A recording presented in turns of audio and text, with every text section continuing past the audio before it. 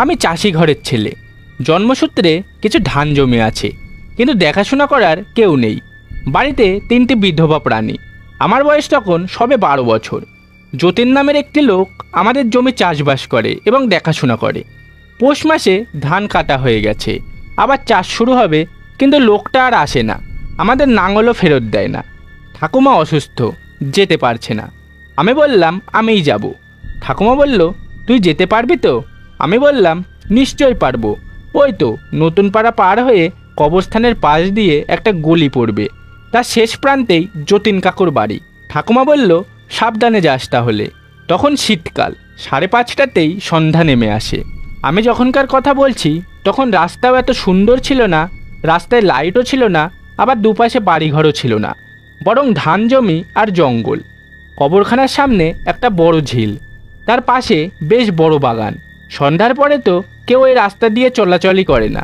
চুরি ডাকাতি আরও নানা ভয়ঙ্কর ঘটনা ঘটত ওখানে। যাই হোক, আমি বেলা 4টের সময় রওনা দিলাম। যতীন কাকুর বাড়ি পৌঁছতে 4:30।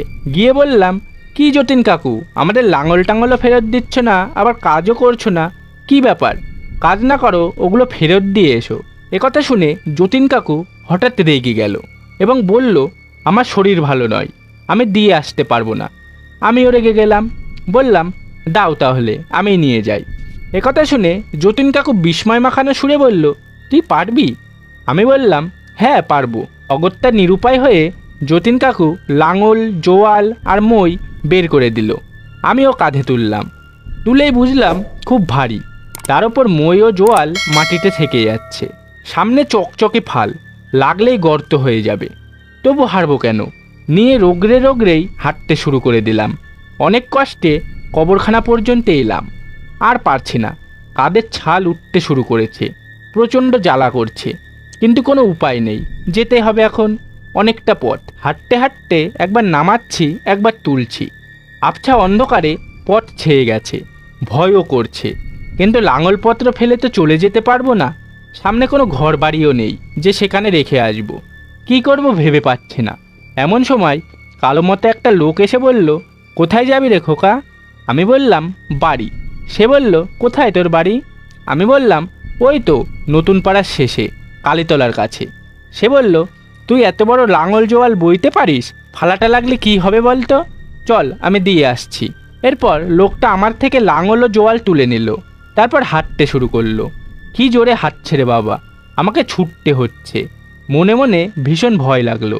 লোকটাকে রাস্তা এবং বাড়ি চেনাতে হলো না, ঠিক আমাদের বাড়িতে চলে এলো। তখন প্রায় 6টা বাজে, চারিদিকে অন্ধকার আর অন্ধকার। যখন বাড়ির প্রায় কাছাকাছি চলে এসেছি, জিজ্ঞেস করলাম, তোমার নাম কি গো? সে উত্তর দিল, রহমান চাচা। তোমার ঠাকমাকে বললেই চিনবে। বাড়ির কাছে এসেই চেঁচালাম, ও ঠাকুমা, ঠাকুমা তাড়াতাড়ি এসো, লাঙল জোয়াল এনেছি। ঠাকুমা একটা হেরিকেন নিয়ে বাইরে আসতেই পেছন ফিরে দেখি লাঙল জোয়াল রাস্তায় রাখা আছে, কিন্তু রহমান চাচা নেই। ঠাকুমা বিস্ময়ে বলল, তুই নিজে নিয়ে এলি এই অন্ধকারে? আমি বললাম, যতীন কাকা আসতে পারবে না, বললেন ওনার শরীর খারাপ। ঠাকুমা বলল, পরেই না হয় দিয়ে যেত, যদি ফালটা লেগে যেত। এত ভারী তুই আনলি কেমন করে? আমি বললাম, আমি সবটা এনেছি নাকি? কবরস্থান পর্যন্ত এনেছি, তারপরে একটা লোক পৌঁছে দিয়ে গেল। কবরস্থান পর্যন্ত আনতেই আমার কাঁধের ছাল উঠে গেছে। ঠাকুমা বলল, তা ওই লোকটা কোথায়, আর ওনার নামই কি? আমি বললাম, রহমান চাচা। ঠাকুমা বলল, হ্যাঁ, চল চল বাড়ি চল, আর কখনো এমন কাজ করিস না। জয় মা মঙ্গলময়ী। পরের দিন সকাল হলে ঠাকুমা বলল, লোকটাকে কেমন দেখতে রে? আমি বললাম, আমি কি ভালোভাবে দেখেছি নাকি? আধো অন্ধকারে যা দেখেছি তাতে মনে হলো বুড়ো লোক, গালে দাঁড়িয়ে আছে, একটু কুঁজো হয়ে হাঁটে। নাম বলল রহমান চাচা। ঠাকুমা বলল, রাম রাম। রহমান তো 2 থেকে 3 বছর আগে মারা গেছে। ও আগে আমাদের জমিতেই কাজ করত, খুব ভালো লোক ছিল রে। এই কথা শুনে আমার তো সারা গায়ে কাঁটা দিয়ে উঠল। তাহলে কালকে ভূতই মানুষ সেজে আমাকে উপকার করলো। আজ আমার 50 বছর বয়স, আর কোনো দিন অমন একটি লোকের সম্মুখে পড়িনি। তবে ওই কবরস্থানের সামনে দিয়ে হাঁটতে গেলে এখনও আমার সেদিনের কথা মনে পড়ে, আর ভেতরে ভেতরে কেমন যেন ভীতি হয়ে পড়ি, আর বারবার মনেও পড়ে সেই রহমান চাচার কথা।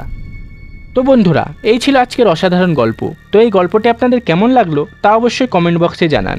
আর হ্যাঁ, আরও এই ধরনের গল্প পেতে অবশ্যই এই চ্যানেলটিকে সাবস্ক্রাইব করে পাশে থাকা বেল আইকনটিকে প্রেস করে রাখুন সবার আগে গল্পের নোটিফিকেশান পেতে। তো দেখা হচ্ছে পরের আরও একটি নতুন ভিডিওতে। ততক্ষণ ভালো থাকুন, সুস্থ থাকুন।